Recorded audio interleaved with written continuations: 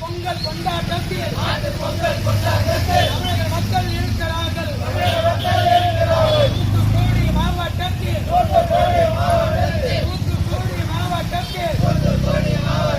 திருச்செந்தூர் தாலுகாவில் தலித் சமூக இளைஞரை படுகொலை செய்திருக்கும் சாதி வெறியை கண்டித்து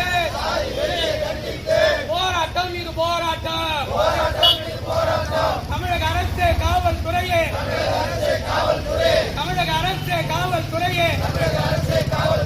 நீதி கேட்டு போராட்டம்.